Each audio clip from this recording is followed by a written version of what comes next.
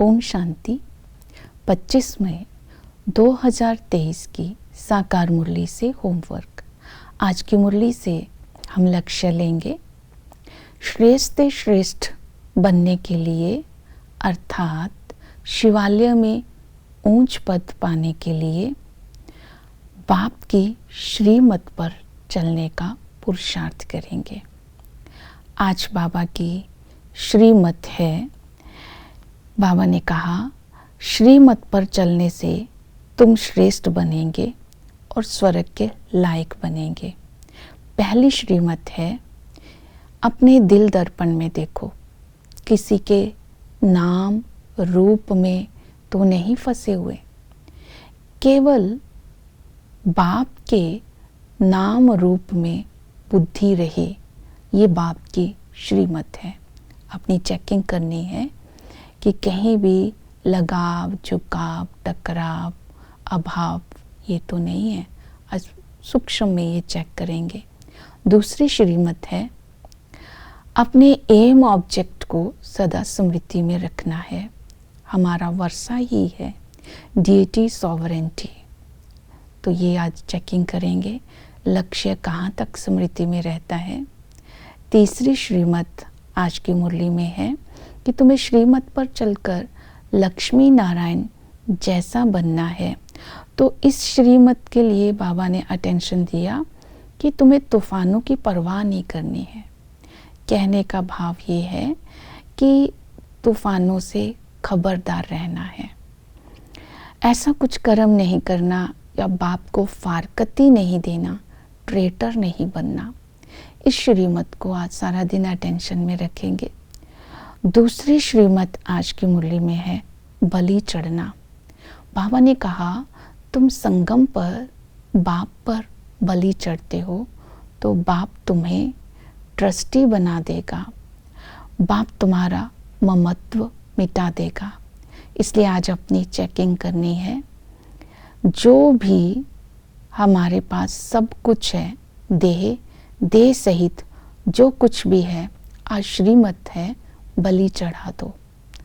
अर्थात किसी भी चीज़ में अपनापन, मेरापन ना हो, बाप की अमानत समझना है।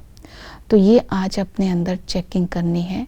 अगर हम बाबा की अमानत समझकर ट्रस्टी बनकर रहेंगे और ममत्व मिटा देंगे, तो बाबा ने आज कहा है ऐसा बनने के लिए बड़ी दिल चाहिए। बड़ी दिल से बाबा पर समर्पण करेंगे तो बाबा ने बोला उनके भंडारे सदा ही भरपूर रहेंगे। तो आज अपने अंदर चेक करना है कि कितना % मैं बलि चढ़ी हूँ, कितना मैं ट्रस्टी हूँ, कितना ममत्व से मुक्त हूँ और मेरा कितना बड़ा दिल है। सूक्ष्म में भी मेरापन ना हो, लगाव ना हो किसी भी चीज़ के साथ। तो आज चेक करना है, चाहे तन है, मन है, धन है और अपनी कोई भी चीज़, जो भी मेरापन है वो बाबा की अमानत है। निराधार रहना है। श्रीमत प्रमाण यूज़ करना है। तीसरा श्रीमत आज बाबा ने दिया है, 5 विकारों के तूफान पर विजय प्राप्त करनी है एक बाप की याद में। तो बाप की याद में रहने के लिए चाहिए निश्चय और नशा। आज ये नशा और निश्चय चाहिए कि संगम पर हमने बाप को अपना बनाया है। हम बाप की संतान है। 21 जन्म की राजाई को प्राप्त करने के अधिकारी बने हैं। तो इस नशे में रहना है कि अभी हम स्वर्ग के मालिक बनने वाले हैं। मेरा तो एक शिव बाबा, दूसरा ना कोई, जो हमें इतनी ऊंच प्रारब्ध प्राप्त करा रहा है, मेरा वही संसार है। इसमें अपने आप की आज चेकिंग करेंगे कि सच में बाबा ही मेरा सब कुछ है।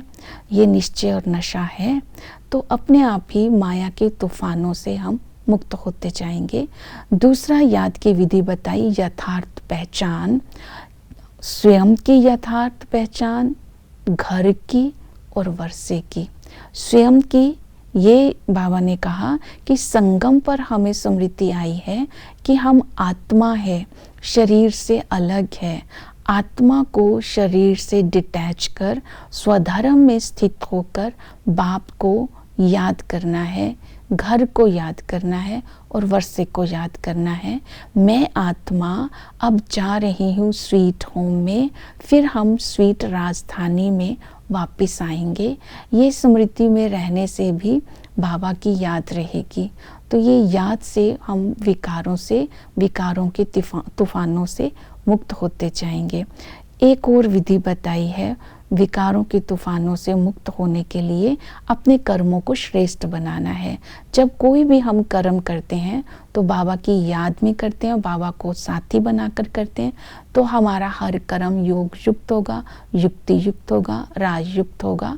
हर संकल्प, बोल, कर्म समय को देख करके करेंगे तो हर कर्म श्रेष्ठ होते जाएंगे। ये भी हमें कर्म का बैलेंस और कर्म की श्रेष्ठता भी माया से मुक्त करती है। तो बाबा ने बोला तुम्हें रूहानी सर्विस में भी बिजी रहना है। सेंसिबल बच्चे सदा ही बाप का पैगाम दूसरों को देते रहेंगे। पैगाम देना है चाहे अखबार में डाल करके दो, और बाबा ने कहा अच्छे अच्छे पर्चे छपवाओ, अच्छे अच्छे कार्ड बनवाओ।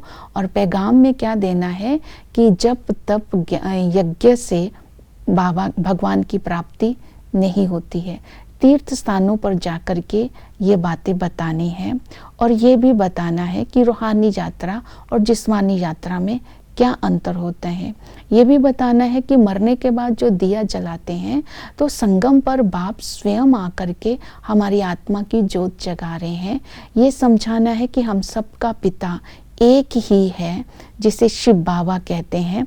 तो इस तरह आज सेवा करते समय अगर कुछ सहन करना पड़े, किसी की गाली खानी पड़े, तो बाबा ने अपनी एग्जाम्पल दी कि ब्रह्मा बाप को पड़ी है तो तुम्हें भी खानी है, लेकिन अपने लक्ष्य को याद रखना है, हम क्या बनने वाले हैं।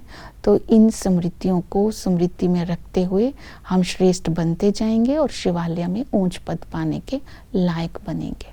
ओम शांति।